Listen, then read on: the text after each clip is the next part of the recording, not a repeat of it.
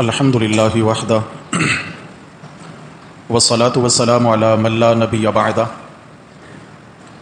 اما بعد فاعوذ باللہ من الشیطان الرجیم بسم اللہ الرحمن الرحیم یا ایہا النبی انا ارسلناک شاہدا ومبشرا ونذیرا وداعیا الی اللہ بإذنہ وسراجا منیرا یا ایہا النبی اے نبی صلی اللہ علیہ وسلم انا ارسلناک شاہدا بے شک ہم نے آپ کو بھیجا ہے بتلانے والا ومبشرا اور خوشخبری سنانے والا ونذیرا اور ڈر سنانے والا وداعیا الی اللہ بإذنہ اور اللہ کی جانب بلانے والا اس کے حکم سے وسراجا منیرا اور چمکتا ہوا چراغ وبشر المؤمنین اور خوشخبری سنا دیجئے ایمان والوں کو بأن لهم من اللہ فضلا کبیرا یہ کہ ان کے لیے اللہ کی جانب سے بڑی بزرگی ہے ولا تطع الکافرین والمنافقین اور مت کہنا مان کافروں کا اور منافقوں کا ودع اذاہم اور پرواہ مت کیجئے ان کی ایذاؤں کی وتوکل علی اللہ اور بھروسہ رکھیے اللہ پر وکفا باللہ وکیلا اور اللہ کافی ہے کام بنانے والا صدق اللہ ومن اصدق من اللہ قیلا اللہم صل علی سیدنا ومولانا محمد وعلی آل سیدنا ومولانا محمد وبارک وسلم ثم سلم علیہ۔ گرامی قدر سامعین حضرات محترم، درس قرآن مقدس کے سلسلہ میں 22واں پارہ سورۃ الاحزاب، اس کی آیت نمبر 45 سے آیت نمبر 48 تک آج ہمارا سبق ہے۔ اللہ تعالیٰ کی توفیق و عنایت سے سبقاً ہم یہ مبارک سورت اتوار کے دروس میں پڑھ رہے ہیں۔ اللہ تعالیٰ مکمل کلام مقدس سیکھنے اور عمل کی توفیق نصیب فرمائے۔ حضرات محترم، ہر چیز کے، ہر کام کے، ہر عمل کے اللہ نے آداب مقرر فرمائے ہیں۔ نبی کریم صلی اللہ علیہ وسلم کا ارشاد گرامی ہے کہ جب کچھ لوگ اللہ کے دین کو سیکھنے کی خاطر جمع ہوتے ہیں تو اس مجلس کو اللہ کی رحمت کے فرشتے ڈھانک لیتے ہیں اور اس مجلس پر اللہ کی رحمت برستی ہے، اور جب اس مجلس کا اختتام ہوتا ہے تو فرشتہ اعلان کرتا ہے اللہ نے تم سب کی مغفرت فرما دی ہے۔ لیکن مجلس کے اندر موجود لوگوں کے ساتھ یہ وعدہ ہے، مجلس بکھرے لوگوں کو نہیں کہتے، مجلس آپس میں مل کے بیٹھنا، ایک مقصد، ایک سوچ، ایک فکر بنا کے بیٹھنا، آپس میں مل کے بیٹھیں گے انشاءاللہ تو اللہ کی جانب سے یہ ساری خیریں ہم سب کی جانب متوجہ ہوں گی۔ دیکھیے، سننا تو ویسے ہی ہے، بیٹھنا بھی ہے، اللہ کے قرآن کے درس میں شریک ہونا ہے، تو کیوں نہ ہم ان قواعد و ضوابط کے ساتھ بیٹھیں کہ جن کا اللہ اور اس کے نبی نے ہم سے مطالبہ کیا ہے۔ پچھلے احباب تھوڑا آگے تشریف لیں، اللہ جزائے خیر دے، ماشاءاللہ۔ پچھلے احباب تھوڑا آگے تشریف لیں، مل کے بیٹھیں۔ جو بزرگ ہیں اگر وہ ٹیک لگانا چاہتے ہیں ان کے لیے کوئی پابندی نہیں ہے، لیکن نوجوان ساتھیوں سے گزارش ہے وہ مل کے بیٹھیں۔ اللہ سب کو جزائے خیر عطا فرمائے۔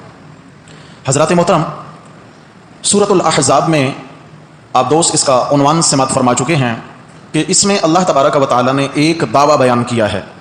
دعویٰ کیا ہے کہ مشرکین مکہ کا ایک وفد مدینہ کے منافقین کے پاس رات میں پہنچا اور منافقین مدینہ کے پاس انہوں نے پڑاؤ کیا، وہاں ان کی رہائش ہوئی۔ رات میں مشورہ چلتا رہا مشرکین مکہ کے سرداروں کا منافقین مدینہ کے ساتھ۔ صبح ہوئی تو عبداللہ ابن ابی جیسے سردار منافقوں کے وہ رسول اللہ صلی اللہ علیہ وسلم کے پاس آئے اور آ کر کہنے لگے یا رسول اللہ، آپ کے قبیلہ کے کچھ لوگ آپ سے ملاقات کرنا چاہتے ہیں۔ آپ نے فرمایا لے آؤ، کہ ہمارے پاس ٹھہرے ہوئے ہیں، فرمایا لے آؤ۔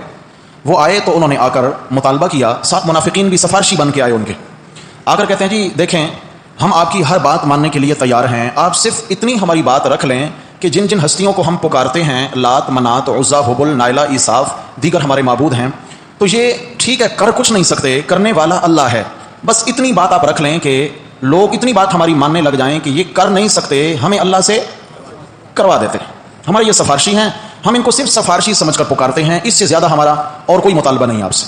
آپ صلی اللہ علیہ وسلم کے سامنے جب یہ مطالبہ ان کا آیا تو یہ سورہ احزاب کی پہلی آیت اللہ تبارک و تعالیٰ نے اس منافقوں اور کافروں کے وفد کے جواب میں یہ نازل فرمائی۔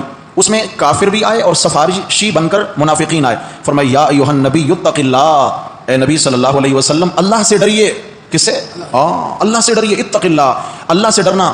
آپ کو اگر یہ آڑی ٹیڑھی دھمکیاں لگائیں تو ان کی پرواہ نہیں کرنا کہ جی سارا عرب ایک طرف ہو جائے گا اور مسلمانوں کا خاتمہ کر ڈالے گا, ریاست مدینہ ٹوٹ جائے گی. فرمایا کسی کی پرواہ نہیں کرنا. اتق اللہ, اللہ سے ڈریے. ولا تطع الکافرین والمنافقین, ان کافروں کا بھی کہنا نہیں ماننا اور یہ جو سفارشی بن کے منافق آئے ہیں ان کا بھی کہنا نہیں ماننا. ان اللہ کان علیما حکیما, اللہ سب کو جانتے ہیں کہ بات کی حقیقت کیا ہے اور اللہ تعالیٰ علم والی ذات ہیں, حکمت والی ذات ہیں.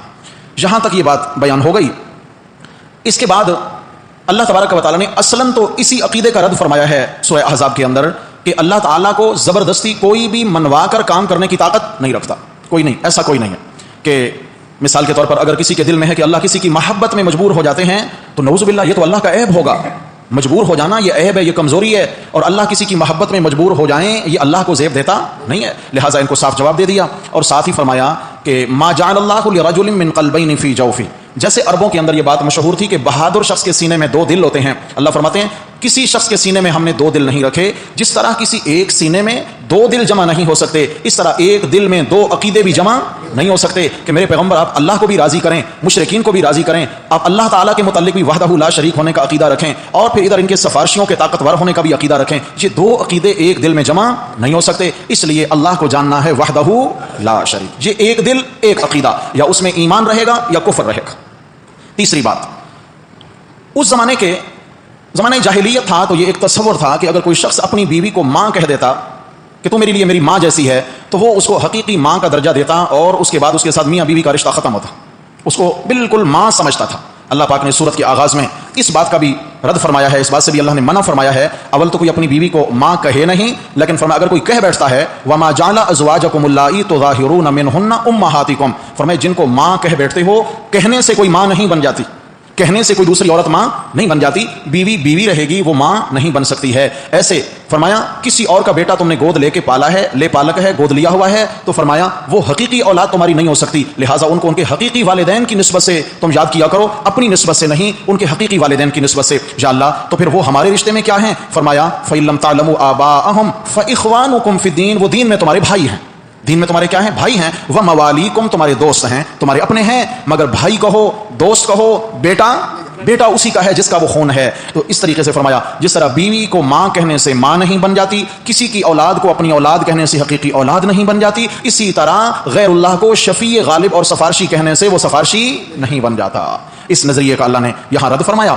اور ساتھ ہی خداوند قدوس نے اس صورت میں 19 خطابات بیان فرمائے ہیں. اللہ تعالیٰ نے 19 خطاب فرمائے, 19 مرتبہ کلام فرمایا, خطاب فرمایا, جن میں سے 8 خطاب جناب رسول مکرم صلی اللہ علیہ وسلم سے ہیں, 9 خطاب مومنین سے ہیں, اور 2 خطاب کس سے ہیں؟ ازواج مطہرات, آپ علیہ السلام کی بیویوں سے.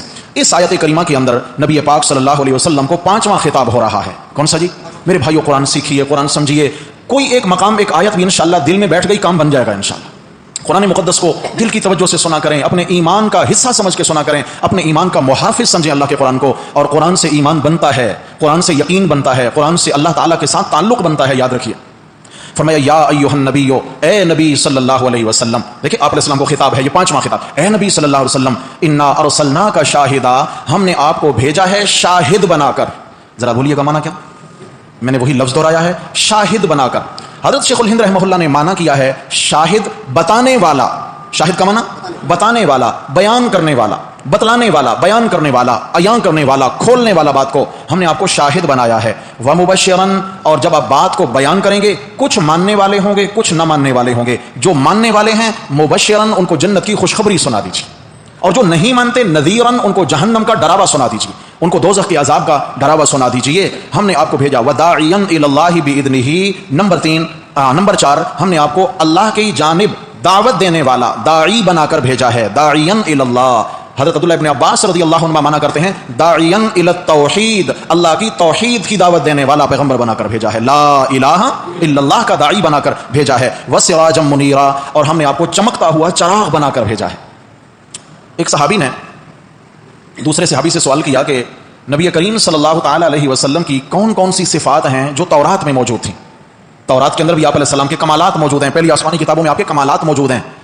جیسے مثال کے طور پر پہلی آسمانی کتابوں میں آپ علیہ السلام کی جائے پیدائش کا تذکرہ ہے، جائے ہجرت کا تذکرہ ہے. الفاظ کیا ہیں؟ مولدہ بمکہ و مہجرہ بطیبہ. آخری پیغمبر کی نشانیاں یہ ہوں گی، ان کی ولادت مکہ میں ہوگی، ہجرت کر کے مدینہ طیبہ تشریف لائیں گے.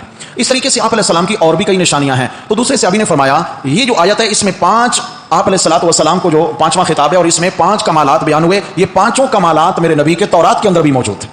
یعنی یہودیوں کے سامنے آپ صلی اللہ علیہ وسلم کی حقانیت کو انہی خطابات کے ذریعے اللہ نے بیان فرمایا. اب آپ مسئلہ خوب سمجھیے، اس لیے کہ فتنہ پرور سوچ کے لوگ جو دین میں فتنے پیدا کرنا چاہتے ہیں اور سیدھے سادے مسلمانوں کو راہ حق سے گمراہ کرنے کی کوشش کرتے ہیں، تو وہ دین کا لبادہ اوڑھ کے حملہ آور ہوتے ہیں. کبھی بھی کوئی آپ کو ڈائریکٹ یوں نہیں کہے گا کہ آپ بتوں کے پجاری بن جائیں، کوئی نہیں کہے گا آپ کو ڈائریکٹ، کوئی نہیں کہے گا کہ آپ آگ کے پجاری بن جائیں، نہیں ہوگا. وہ اسلام میں اسلام کا لباس پہن کر، اسلام کا لبادہ اوڑھ کر اسلام کی بات کرتے ہوئے آئیں گے اور حقیقت میں اسلام کی جڑیں کاٹنا چاہیں گے. وہ مسلمانوں کو، وہ جس طرح کتابوں میں لکھا ہے کہ عیسائیت اور یہودیت ان کا منشور کیا ہے؟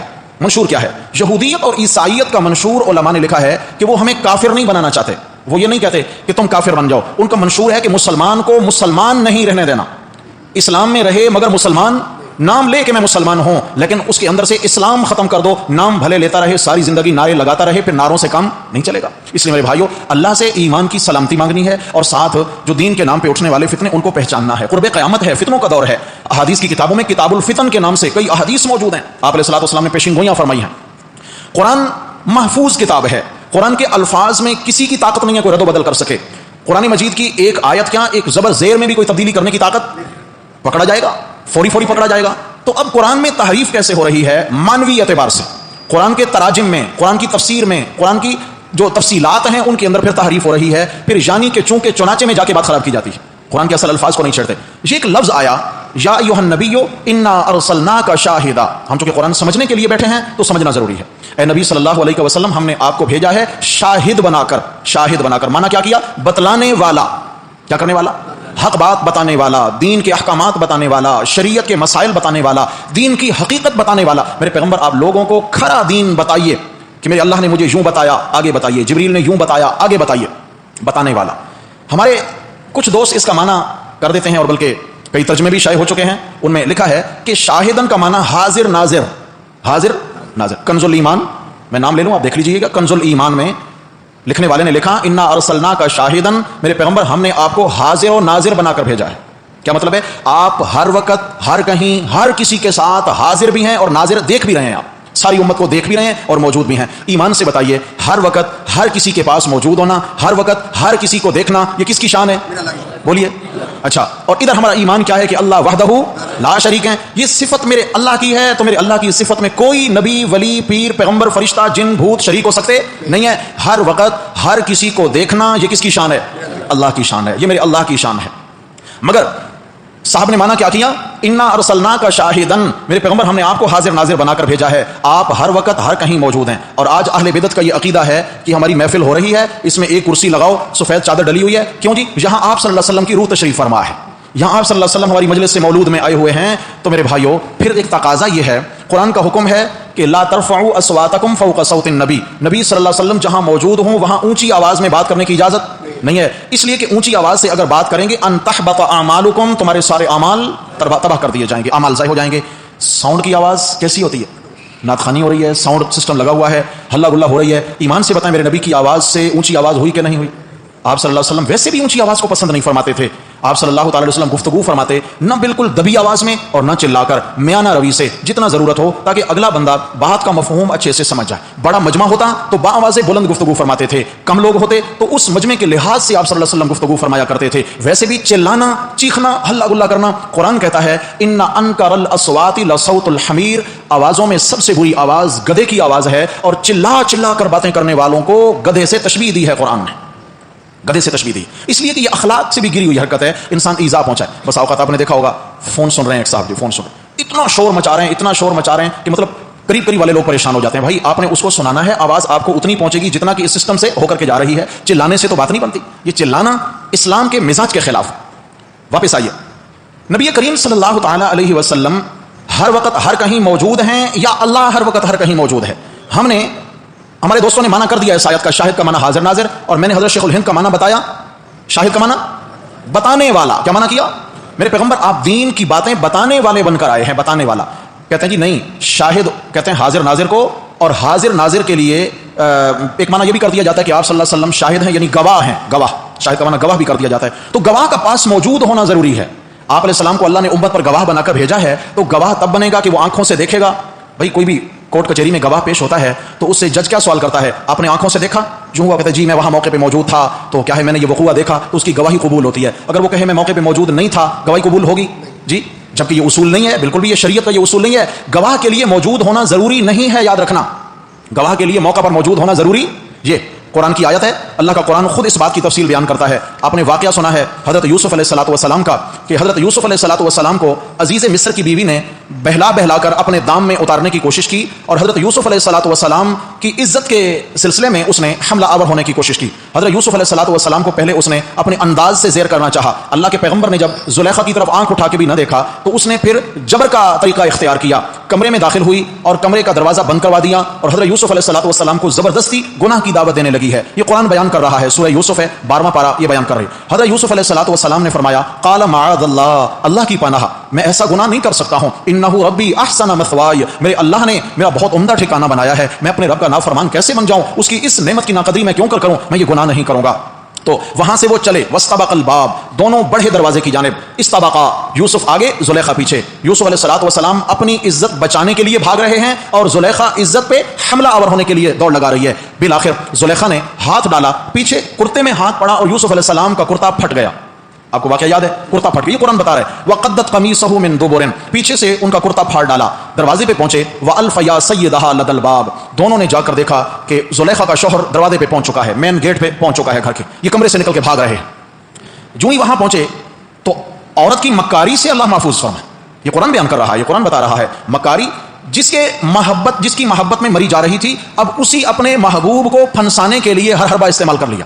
کیا کہتی ہے؟ قالت ما جزاء من اراد باهلك سوءا الا ان يسجن او عذاب الیم، کہ دیکھیے اس شخص پر جس پر تم نے احسانات کر رکھے ہیں، گھر میں پالا ہے، پال کے جوان کیا، اب وہ تیری عزت پہ ہاتھ ڈالنا چاہتا ہے، اب وہ تیری عزت کو خراب کرنا چاہتا ہے. بتانا بھلا ایسے شخص کی کیا سزا ہو؟ میرا تو مشورہ یہ ہے کہ اس کو جیل میں ڈلوا دیں.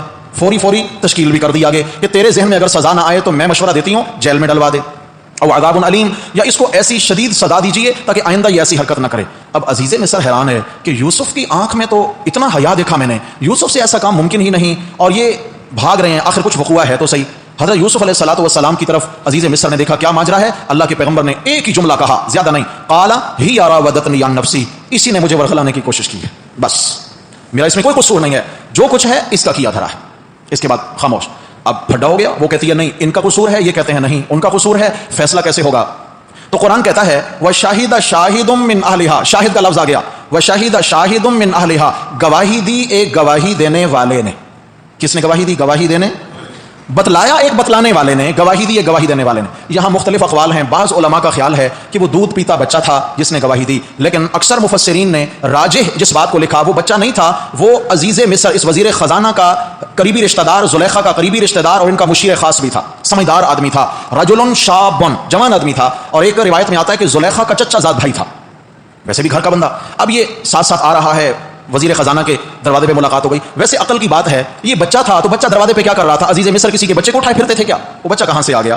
تو اصل بات یہی ہے کہ وہ بچہ نہیں تھا، ایک جوان آدمی تھا. خیر جو بھی تھا، قرآن کہتا ہے شہید شاہد من اہلہا، گواہی دی گواہی دینے والے نے. ان کان قمیصہ قد من قبل فصدقت وهو من الکاذبین. جناب دیکھیے یوسف کہہ رہے ہیں میرا کرتا پھٹا ہے. اگر کرتا آگے سے پھٹا ہے تو یوسف گناہ گار ہے، اور یہ سچی ہے. لازمی بات ہے یوسف حملہ آور ہوئے ہوں گے، اس نے اپنی عزت بچانے کے لیے ہاتھ چلایا ہوگا تو آگے سے کرتا پھٹ گیا ہوگا. اگر یہ نہیں، ان کان قمیصہ قد من دبر فکذبت وهو من الصادقین، اگر کرتا پیچھے سے پھٹا ہے تو یوسف سچا ہے اور زلیخا جھوٹی ہے. یوسف بھاگے ہوں گے اپنا دامن بچانے کے لیے اور یہ پیچھے سے حملہ آور ہوئی ہوں گی. فلما رأى قمیصہ قد من دبر، جب پیچھے سے دیکھا تو کرتا کہاں سے پھٹا تھا؟ پیچھے سے پھٹا. قال، عزیز مصر کہنے لگا، یہ زلیخا کا شوہر کہنے لگا، انہ من کیدکن، یہ تم عورتوں کی ایک چال ہے. بیوی سے کیا کہا؟ یہ تم عورتوں کی ایک چال ہے. ان کیدکن عظیم، تمہارے فریب بہت بڑے ہوتے ہیں.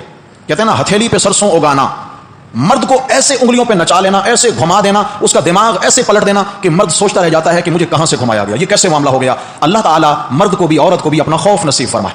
ہاں یہ دھوکہ ہے، کسی کو ظاہر کچھ دکھانا، حقیقت یہ دھوکہ ہے. فرمایا واپس آئیے جی. گواہی دی گواہی دینے والے نے. میں آپ سے ایک مسئلہ پوچھنا چاہتا ہوں یہاں اس آیت کی روح سے. گواہی دی گواہی دینے والے نے، جو گواہ دروازے پر باہر مین گیٹ پہ گواہی دے رہا تھا، یہ اس وقت کمرے میں موجود تھا جب زلیخا نے کمرے میں گناہ کی دعوت دی تھی؟ جی باہر سے آ رہا تھا, باہر جا کے گواہی دی اس نے, تو اس کا یہ مطلب ہوا کہ گواہ بننے کے لیے موقع پر موجود ہونا شرط نہیں ہے. قرآن بتا رہا ہے گواہ بننے کے لیے موقع پر موجود ہونا شرط نہیں ہے. گواہی بسا اوقات مضبوط دلیل کے ذریعے بھی ہو سکتی ہے, دلیل مضبوط ہو, مضبوط شواہد سامنے آ جائیں, ان پر بھی گواہی دی جا سکتی ہے. مثال کے طور پر مشکات میں ایک حدیث ہے, آپ صلی اللہ علیہ وسلم نے فرمایا قیامت کا میدان سجے گا اور حضرت نوح علیہ السلام کی قوم کا حساب شروع ہوگا. حضرت نوح علیہ السلام کی قوم اللہ تعالیٰ کے حضور عرض کرے گی یا اللہ ہمیں نوح علیہ السلام نے تیرے احکامات پہنچائے ہی نہیں تھے, نوح علیہ السلام نے ہمیں تیرے دین کی دعوت دی ہی نہیں تھی. حالانکہ میرے بھائیو ایمان سے بتائیں نوح علیہ السلام نے کتنا زمانہ دعوت دی؟ 950 برس. قرآن بتا رہا ہے سورہ عنکبوت کے اندر 9.5 صدیاں اللہ کا دین سنایا ہے, مگر قوم کہے گی جی حضرت نوح علیہ السلام نے ہمیں دین نہیں سنایا. نوح علیہ السلام کہیں گے یا اللہ میں نے دین سنایا ہے, آپ کے احکامات پہنچائے ہیں. اللہ پاک فرمائیں گے اے میرے نوح پیغمبر آپ کے پاس کوئی گواہ ہے؟ آپ دعویٰ کر رہے ہیں کہ میں نے دین پہنچایا, کوئی گواہ؟ حضرت نوح علیہ السلام کہیں گے یا اللہ میرے پاس گواہ ہیں. کون ہیں؟ محمد الرسول اللہ صلی اللہ علیہ وسلم اور ان کی امت کے ایمان والے لوگ, آپ لوگ سارے. نوح صاحب کہیں گے یا اللہ میرے پاس یہ حنفیہ مسجد کے نمازی مومنین یہ گواہ ہیں. نوح علیہ السلام گزر گئے ہزاروں برس پہلے, بلکہ لاکھوں برس پہلے. ان کی قوم لاکھوں برس پہلے تباہ ہوئی, یہ امت آئی لاکھوں برس بعد میں. اور نبی علیہ السلام فرما رہے ہیں کہ حضرت نوح علیہ السلام کہیں گے یا اللہ اس امت کے آخری امت کے ایمان والے میرے گواہ ہیں. تو وہ قوم کہے گی یا اللہ جو موقع پہ موجود ہی نہیں تھے وہ کیسے گواہ بن سکتے ہیں؟ تو اللہ تعالیٰ مجھے آپ کو ساری اس امت کے ایمان والوں کو بلائیں گے اور فرمائیں گے کیا کہتے ہو؟ تو اس امت کے ایمان والے کہیں گے یا اللہ نوح علیہ السلام نے آپ کا دین ان تک پہنچایا تھا. اللہ فرمائیں گے تم کیسے گواہی دے رہے ہو؟ تو ہم کہیں گے یا اللہ ہم نے قرآن میں پڑھا تھا, آپ نے قرآن میں بتایا تھا کہ نوح علیہ السلام نے دین کی دعوت دی ہے, ہم نے آپ کے قرآن پر اعتماد کیا اس لیے ہم گواہی دے رہے ہیں. تو اس امت کی گواہی کو قبول کر لیا جائے گا, نوح علیہ السلام کو سچا قرار دے دیا جائے گا. مجھے بتائیں دلیل کے لیے گواہی کے لیے موقع پر موجود ہونا ضروری ہے؟ مضبوط دلیل کے بلبوتے پر بھی گواہی دی جا سکتی ہے, جیسا کہ قرآن میں اللہ پاک نے بتایا تو ہم وہاں گواہی دیں گے اور گواہی قبول کی جائے گی. تو دوستو نبی کریم صلی اللہ علیہ وسلم کو اللہ نے حاضر و ناظر نہیں بنایا. حاضر و ناظر صرف کون ہے؟ اللہ کی ذات ہے. اب ذرا قرآن مجید کے کئی مقامات دیکھیے. یہ پھر سورہ یوسف ہے, 13واں پارہ سورہ یوسف, اور اس کی آیت نمبر 102. آیت نمبر 102 رکھ دیں بھائی, توجہ ہے, توجہ فرما. لا حول ولا قوت الا باللہ. ہر وقت ہر کہیں موجود صرف کون ہے؟ اللہ. اللہ کے سوا ہر وقت ہر کہیں کوئی اور موجود ہوتا ہے تو وہ اللہ کا شریک بن جاتا, جبکہ اللہ وحدہ لا شریک. 13واں پارہ سورہ یوسف آیت نمبر 102. آیت نمبر 102. حضرت یوسف علیہ السلام کا واقعہ بیان ہوتے 101 آیات میں پورا واقعہ یوسف بیان ہوا. 101 آیات میں آیت نمبر 102 میں اللہ نے نبی علیہ السلام سے خطاب فرمایا, پورا واقعہ بتا دیا, ایسے ہوا برادران یوسف نے کنویں میں ڈالا, وہاں سے قافلے نے نکالا, مصر کی منڈی میں بیچا, عزیز مصر کے محل میں آئے, پلتے بڑھتے رہے, زلیخا حملہ آور ہوئی, جیل میں چلے گئے, 18 برس جیل میں گزارے, پھر بادشاہ کو خواب دکھتا ہے, خواب کی تعبیر بتاتے ہیں, عزت اکرام سے رہا ہوتے ہیں, عورتیں گواہی دیتی ہیں کہ یہ ساری چال ہم نے چلی تھی. حضرت یوسف علیہ السلام کو مصر کا وزیر خزانہ بنا دیا جاتا ہے, قحط رونما ہوتا ہے, اور یہ سارے ممالک کے لوگوں میں غلہ تقسیم کرتے ہیں انصاف کے ساتھ. پھر اس کے بعد 40 سال کا زمانہ گزرنے کے بعد اللہ اپنے خاندان سے ان کو ملا دیتے ہیں. کتنی آیتوں میں بیان ہو گیا؟ 101 میں.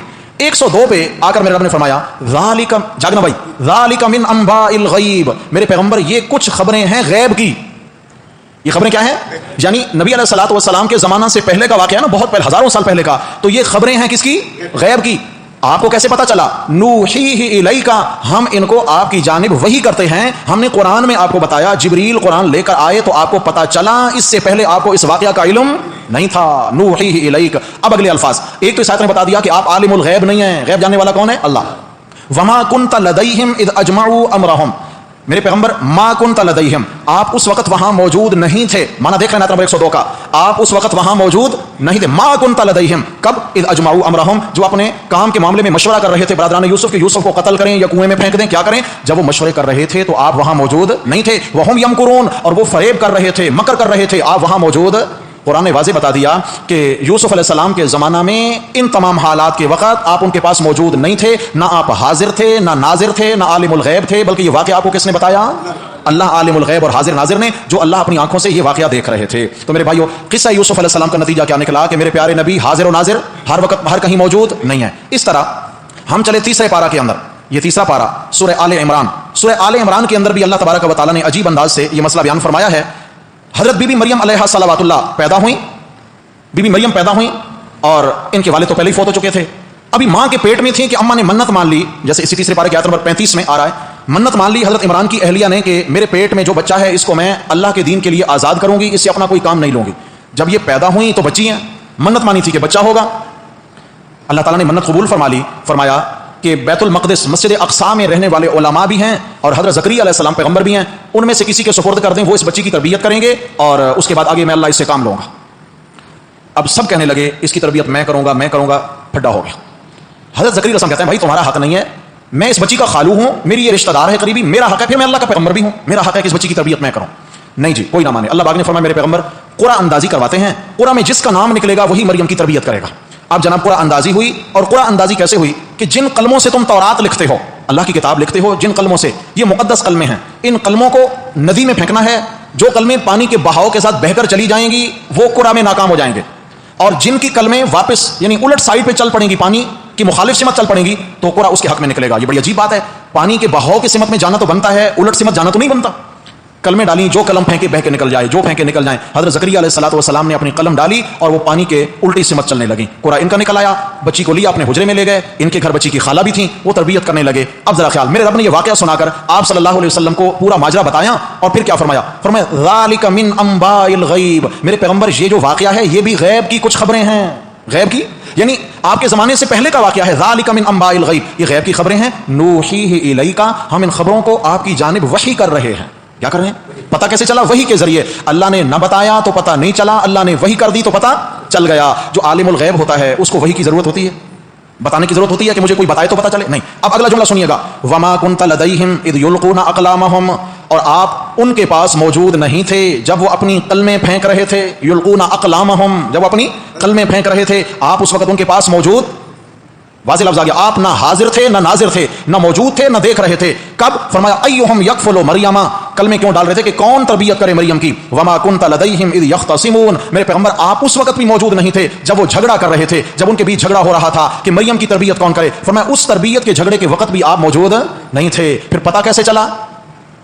شاباش، وحی کے ذریعے معلوم ہوا آپ صلی اللہ علیہ وسلم نہ تو زمانہ یوسف میں حاضر و ناظر تھے، نہ زمانہ عیسیٰ و مریم میں حاضر و ناظر تھے۔ یہ تو آپ صلی اللہ علیہ وسلم کی گویا کہ دنیا میں آنے سے تقریباً 6 صدیاں پہلے کا واقعہ ہے، زیادہ نہیں 600 برس پہلے کا واقعہ ہے، آپ اس وقت بھی موجود نہیں تھے۔ رہ گیا موسیٰ علیہ السلام کا زمانہ، یہ میرے سامنے 20واں پارہ سورۃ القصص اور آیت نمبر ہے 43، آیت نمبر 44 کے اندر حضرت موسیٰ علیہ السلام پر اترنے والی وحی کا ذکر ہو رہا ہے۔ وما كنت بجانب الغربی اذ قضینا الی موسیٰ الامر، مانا سمجھنا جی، میرے پیغمبر آپ مغربی جانب، مغربی کنارے پر موجود نہیں تھے، اذ قضینا الی موسیٰ الامر، جب ہم نے موسیٰ علیہ السلام پر وحی بھیجی تھی۔ جب موسیٰ علیہ السلام کو ہم تورات کی تختیاں دے رہے تھے تو آپ اس وقت طور پہاڑ کے مغربی کنارے پر موجود نہیں تھے۔ آگے فرمایا وما كنت من الشاہدین، اور نہ ہی آپ دیکھ رہے تھے، نہ حاضر تھے نہ ناظر تھے، نہ حاضر تھے نہ ناظر تھے۔ اس طرح آگے فرمایا وما كنت ثاویا فی اہل مدین، شعیب علیہ الصلوۃ والسلام کو جب ہم نے وحی دی مدین میں تو آپ اس وقت بھی وہاں رہنے والے نہیں تھے۔ تو میرے بھائیو، آپ صلی اللہ علیہ وسلم کی یہ شان نہیں ہے ہر وقت ہر کہیں موجود ہونا، بلکہ یہ شان کس کی ہے؟ یاد رکھنا، یہ مسئلہ فضول مسئلہ نہیں ہے، یہ عقیدے اور ایمان کا مسئلہ ہے۔ اگر آپ صلی اللہ علیہ وسلم کو، دیگر انبیاء کرام کو، اولیاء کرام کو، حضرت پیر پیران شیخ عبد القادر جیلانی کے بارے یہ عقیدہ رکھا جائے کہ وہ بھی اس مجلس میں موجود ہیں اور ہمیں سن رہے ہیں، ہمیں دیکھ رہے ہیں، تو یہ اللہ کی صفت میں شرک ہو جائے گا، اور شرک سب سے بڑا جرم ہے۔ ان الشرک لظلم عظیم، سب سے بڑا جرم۔ اللہ ہر وقت ہر کہیں موجود ہیں، ہمارا عقیدہ کیا ہے؟ اللہ ہر وقت ہر کہیں کیا ہے؟ موجود ہیں۔ کبھی یہ آپ نے سنا کہ اللہ آج مکہ میں تھے کل مدینہ میں جا رہے ہیں؟ بولو بھائی جی، نہیں۔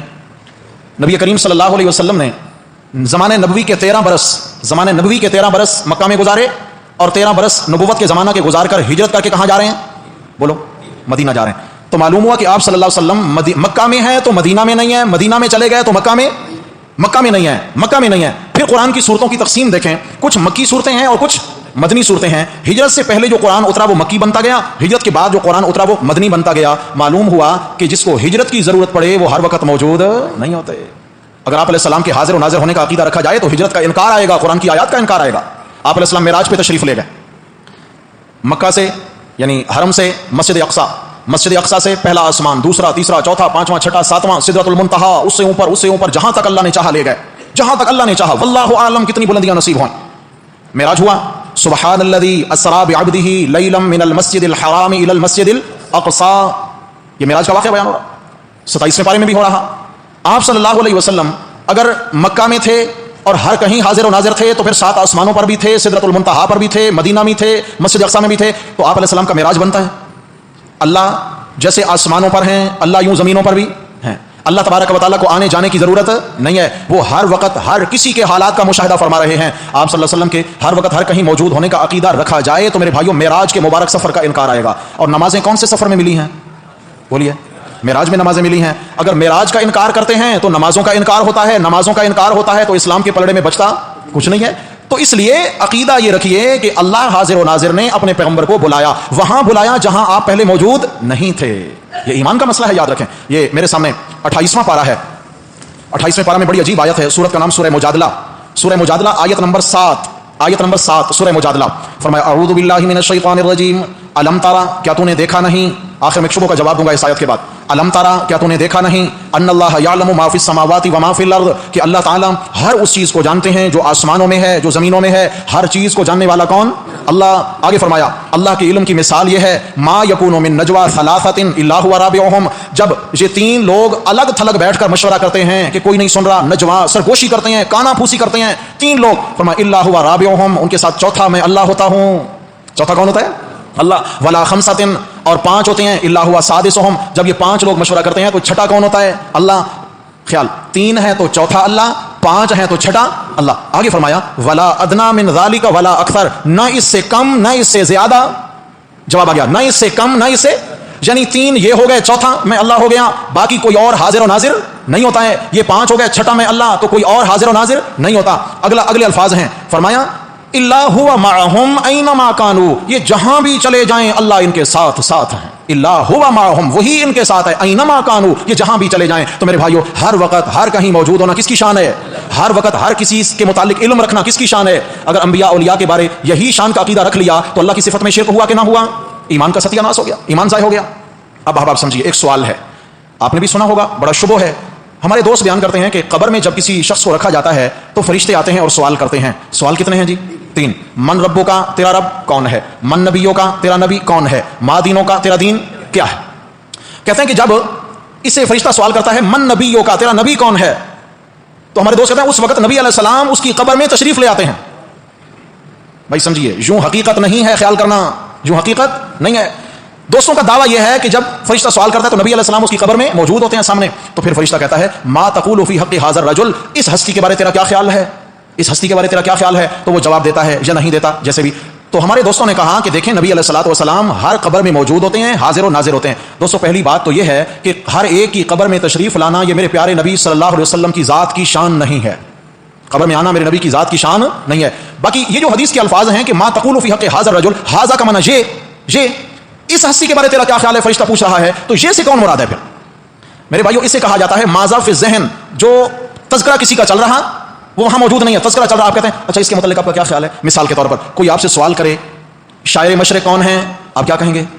علامہ اقبال۔ شاعر مشرق کون ہیں؟ علامہ اقبال۔ پھر کہے ان کے متعلق آپ اور کیا جانتے ہیں، ان کے متعلق آپ یا اس کے متعلق آپ اور کیا جانتے ہیں، تو کیا خیال ہے؟ یوں کہیں گے ہاں علامہ اقبال بھی حاضر ناظر ہیں کیونکہ ان کے متعلق اس کے متعلق کیا جانتے ہیں۔ میرے بھائیو، یہ چونکہ پہلے تذکرہ ان کا ہو رہا تھا تو تذکرے میں جس کا ذکر آیا تو اس تذکرے والی ہستی کے بارے آپ کیا کہتے ہیں؟ فرشتہ پوچھ رہا ہے من نبیوں کا، تیرا نبی کون ہے؟ آپ علیہ السلام کا تذکرہ چل رہا تھا تو سوال کیا کہ اس ہستی کے بارے آپ کا اور کیا خیال ہے، محمد کریم صلی اللہ علیہ وسلم کے بارے اور کیا خیال ہے؟ یہ تذکرے پر حاضہ کہہ دیا، ورنہ آپ علیہ السلام کسی کی قبر میں تشریف، مسئلہ خوب یاد رکھیے میرے بھائیو، آپ صلی اللہ علیہ وسلم کسی مومن کافر کی قبر میں تشریف نہیں لاتے ہیں۔ آپ علیہ السلام کا روضہ پاک مدینہ میں ہے، اللہ ہم سب کو زیارت نصیب فرمائے۔ میرے نبی کا روضہ مدینہ طیبہ میں ہے، یاد رکھیے جو اللہ ہر وقت ہر کہیں موجود، اس کی مسجدیں سارے جہاں میں موجود، اور جو میرے پیارے نبی ایک جگہ موجود، ان کا روضہ بھی یہاں 12 ربیع الاول میں شبیہیں بنا پھرتے ہیں کہ یہ بھی روضہ ہے وہ بھی روضہ ہے۔ یہ شبیہیں ہو سکتی ہیں، میرے نبی کا اصلی روضہ جیسے بیت اللہ کی شبیہیں بنا کر پھرتے رہیں، اس شبیہ کے طواف کی اجازت نہیں ہوگی، اصل وہ بیت اللہ ہے جو وہاں موجود ہے۔ اس طرح روضہ رسول اللہ بھی ایک ہے، بیت اللہ بھی ایک ہے۔ آپ صلی اللہ علیہ وسلم قبر اطہر میں تشریف فرما ہیں۔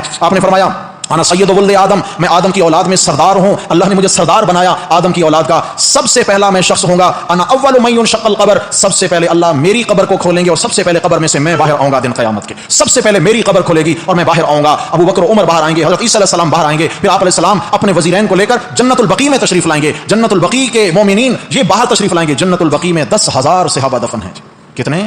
اللہ ہم سب کو وہاں کی مٹی نصیب فرمائے، اللہ وہاں کی قبر میں دفن ہونا نصیب فرمائے۔ اس لیے دعائیں کرتے ہیں کہ مدینہ کی موت کیا موت ہے، مدینہ کی موت کیا مبارک موت ہے۔ آپ نے فرمایا پھر جنت البقیع والے قبروں سے باہر آئیں گے اور میں ان کے ساتھ مل کر مکہ کی قبرستان جنت المعلا والوں کا انتظار کروں گا، وہ آئیں گے، ہم سب ایک ساتھ مل کر جنت میں داخل ہوں گے۔ سمجھا؟ اس لیے جنت البقیع میں دفن ہونے کی دعائیں مانگا کریں. تو میرے بھائیو دوستو بزرگو، ہم نے کیا سبق میں کیا بات پڑھی ہے کہ اللہ تبارک و تعالی نے اپنے نبی کو حاضر و ناظر بنا کر نہیں بھیجا. حاضر و ناظر صرف کون ہے؟ یہ تو گویا حاضر ناظر کے عقیدے کا مطلب یہ ہوگا کہ اللہ نے اپنے نبی کو اپنا شریک بنا کر بھیجا ہے. جبکہ کیا کلمہ پڑھتے ہیں؟ اشہد ان لا الہ الا اللہ وحدہ لا شریک لہ، وہ اکیلا ہے، اس کا کوئی شریک نہیں ہے. واپس آئیے سبق پر. یا ایھا النبی، پانچواں خطاب. انا ارسلناک شاہدا، ہم نے آپ کو بھیجا ہے بتانے والا، و مبشرا و نذیرا، جنت کی خوشخبری سنا دیں، یعنی ماننے والوں کو جنت کی خوشخبری سنانے والا، نذیرا نہ ماننے والوں کو ڈر سنانے والا. نذیر کا معنی ڈرانے والا، کیا؟ لیکن ڈرانا دشمنی کی بنیاد پر نہیں. آپ باہر نکلے، اللہ محفوظ رکھے، ڈکیت آئے، انہوں نے گن رکھ دی، کہتے ہیں نکال دیجئے جو کچھ ہے ورنہ مار دیں گے. ڈرا رہے ہیں کہ نہیں ڈرا رہے؟ بھائی ڈرایا نا. یہ کیوں ڈرایا؟ یہ پریشان کرنے کے لیے ڈرایا ہے. اللہ اپنے نبی کو نذیر بنا کر بھیج رہے ہیں. نذیر کا معنی ہمدردی کی وجہ سے ڈرانے والا. آگ جل رہی ہے، چھوٹا بچہ آگ کی طرف دوڑ رہا ہے، باپ کہتا ہے نو بیٹا آگ کے قریب نہیں جانا، جل جاؤ گے، آگ جلا دے گی. باپ بچے کو ڈرا رہا ہے، مگر کیوں ڈرا رہا ہے؟ ہمدردی کی وجہ سے. کیوں ڈرا رہا ہے؟ ہمدردی کی وجہ سے. آپ صلی اللہ علیہ وسلم نذیر پیغمبر بن کے آئے. آپ علیہ السلام کسی کی مخالفت میں، نفرت میں اس کو نہیں ڈرا رہے، اس کو خوفزدہ نہیں کرنا چاہتے. آپ ہمدردی اور شفقت کی وجہ سے ڈرانے والے ہیں. اللہ ان کو ناکامیوں سے بچا لیں، اللہ ان کو جہنم سے بچا لیں. وداعیا الی اللہ باذنہ، اور اللہ کی جانب دعوت دینے والے ہیں. حضرت ابن عباس سے معنی کیا؟ داعیا الی التوحید، آپ کو اللہ نے لا الہ الا اللہ کا داعی بنا کر بھیجا ہے، اپنی توحید کا داعی بنا کر بھیجا ہے. وسراجا منیرا، اور چمکتا ہوا چراغ. آپ چمکتے ہوئے، حالانکہ چراغ تو یہ ہوتا ہے جس میں آگ جلتی ہے، جس سے روشنی ہوتی ہے. چراغ، سراج سورج کو بھی کہا جاتا ہے، وہ بھی چمکتا ہوا چراغ ہے. آپ علیہ السلام کو بھی ظاہری روشنی مراد نہیں ہے، ایمان کی روشنی تقسیم کرنا مقصود ہے. آپ کو ایمان کی روشنی تقسیم کرنے والا چراغ بنا کر بھیجا ہے. آپ کو ہدایت کا چراغ بنا کر بھیجا ہے. جو میرے نبی سے جڑتا گیا اللہ اسے بھی منور کرتے گئے، اللہ اس کو بھی چمکاتے گئے جو میرے نبی سے جڑتا گیا. وبشر المؤمنین، حضرت بلال رضی اللہ تعالیٰ عنہ، شکل کالی ہے، ہونٹ موٹے ہیں، ناک موٹی ہے، آنکھ چھوٹی ہے، حبشہ کے رہنے والے اور غلامی کی زندگی سے آئے ہوئے ہیں. ظاہری طور پر کوئی پرسنالٹی نہیں ہے، مگر میرے نبی صلی اللہ علیہ وسلم سے جو جڑ گئے، چلتے زمین پر ہیں. اللہ اپنے نبی کو ان کے جوتیوں کی چاپ بہشت بری میں سنا رہے. آپ نے فرمایا بلال کیا عمل کرتے ہو، کیا عمل کرتے ہو، کہ میں نے جنت کی جب سیر کی معراج والی رات تو اپنے آگے آگے میں نے جوتیوں کی چاپ سنی جیسے کوئی چل رہا ہو. میں نے پوچھا جبریل یہ میرے سے پہلے کون جنت میں آ گیا؟ میں نے کہا یا رسول اللہ آپ سے پہلے کون آ سکتا ہے جنت میں؟ یہ آپ کے غلام بلال ہیں، مکہ کی گلیوں میں چل رہے ہیں، اللہ ان کے مبارک قدموں کی آواز آپ کو یہاں سنا رہے ہیں. سمجھ آ گئی؟ میرے بھائیو، میرے نبی سے جڑنے کی برکت ہے، میرے نبی کے ساتھ تعلق کی نسبت ہے. جو میرے نبی کا بن گیا پھر اللہ اس کو یوں بلندیوں پہ فائز فرما دیتے ہیں، یوں بلندیوں پہ. یا اللہ میں اور کیا کروں؟ فرمایا بشر المؤمنین وبشر المؤمنین بان لهم من اللہ فضلا کبیرا. آپ ایمان، سب ایمان والوں کو بھی خوشخبری سنا دیں، بشر، بشارت سنا دیں ایمان والوں کو. کس بات کی؟ بان لهم من اللہ فضلا کبیرا، کہ اللہ کے پاس تمہارے لیے بڑی بزرگی موجود ہے. اللہ نے تمہارے لیے جو مقام رکھا ہے وہ کسی کافر کو مل سکتا؟ لہٰذا کوئی مومن آپ کو اپنے آپ کو احساسی کمتری میں مبتلا ہو کر ایسا نہ سمجھے کہ یار ہم سے تو کافر اچھے ہیں، نعوذ باللہ. کبھی یہ جملہ زبان پر نہ آئے، بڑی ناشکری کا جملہ ہے. کافر جتنا بھی دنیا کے اعتبار سے اچھا ہو جائے وہ جہنم کا ایندھن ہے. کیا ہے بھائی؟